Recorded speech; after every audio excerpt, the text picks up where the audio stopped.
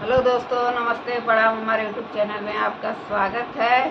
और एक हम लोग गारी गीत सुनाने जा रहे हैं। गाना कैसा लगेगा लाइक करिएगा, सब्सक्राइब करिएगा, कमेंट में ज़रूर बताइएगा कि गाना कैसा लगा। और नए होंगे तो शेयर सब्सक्राइब जरूर करिएगा। फुल आवाज़ के साथ सुनिएगा। एक हम लोग गारी गीत सुनाने जा रहे हैं। हाटा बोजरिया से आवेले भजा जावा हो, हाटा बोजरिया से आवेले भजा जावा हो। अरे केली है लाल रंग सोड़िया, हाय सीताराम से भजो। अरे केली है लाल रंग सोड़िया, हाय सीताराम से भजो। हाटा बजरिया से आवेले भजा जावा हो, हाटा बजरिया से आवेले भजा जावा हो। अरे केली है लाल रंग साड़िया, हाय सीताराम से भजो।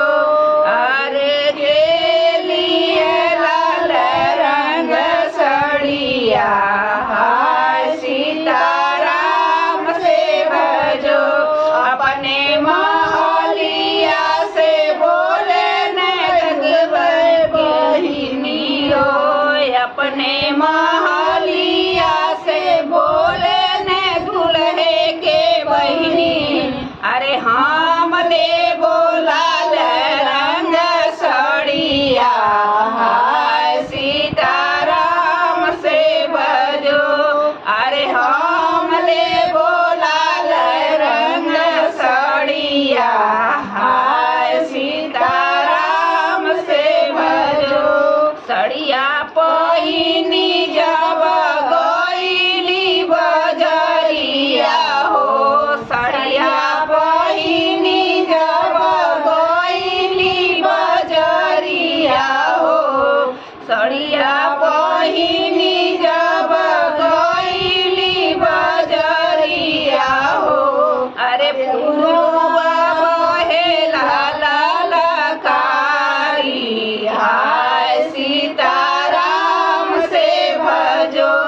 अरे पुरुबा बहे लाल कारी, हाय सीताराम से भजो।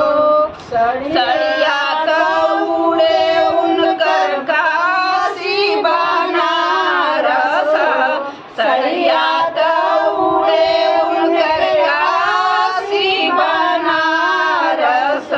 अरे चूली उड़ेला गंगा पार, हाय सीताराम से भजो। अरे चुनरी उड़ेला गंगा पार, हाय सीता